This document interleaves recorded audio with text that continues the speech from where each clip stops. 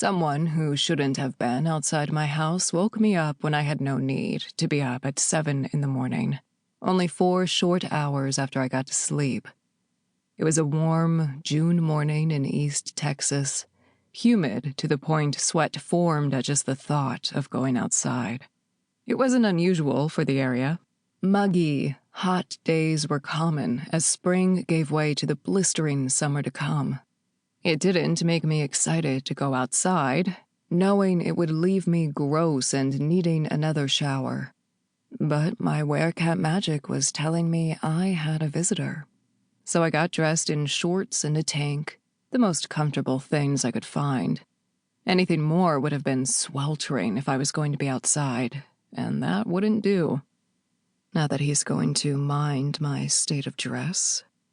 I walked out the front door and smiled as I leaned against a column on my patio. "Good morning, Heath," I said as he came into view, walking in from the trail that connected my home to the rest of the world. He didn't say anything as he drew closer. I watched his every step, taking in how he was dressed. He'd been out for a run, a human run. His shorts only made it halfway down his muscular thighs, and the luxury running shoes probably cost him $200 to $300, if not more. His expensive tastes were matched with an old concert tee, though I didn't know the band. "Good morning, Jacky," he greeted, coming up the 3 steps in one small jump. There was something hot in his eyes, and I knew what was coming. This little discussion was only perfunctory. "I was out for a run and decided to stop by."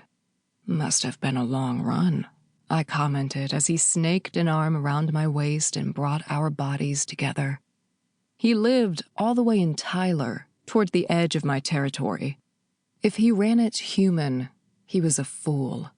Or a show-off, but considering the heat this morning, fool is definitely the one I'm going with.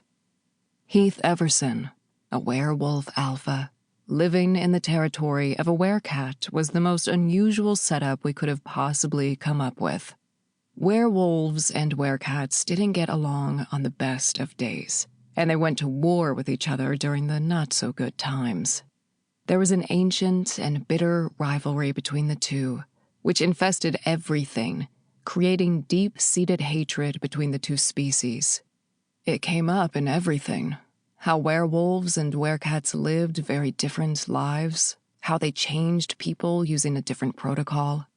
Werecats generally looked at werewolves as overbreeding, irresponsible nightmares who were dangerous to everyone around them and callous with human life. Werewolves thought werecats were pretentious hypocrites with no social skills and a power complex.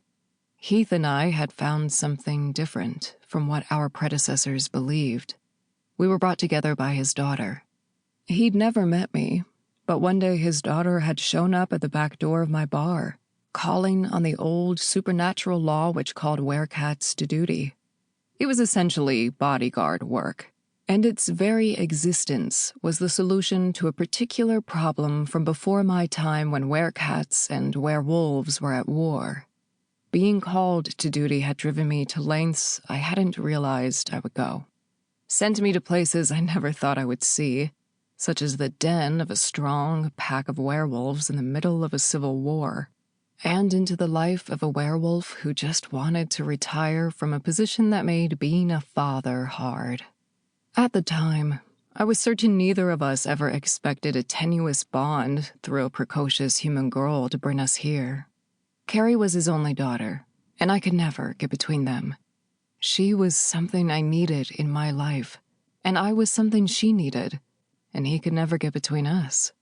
So here we were, an alpha werewolf without a pack, living in my werecat territory.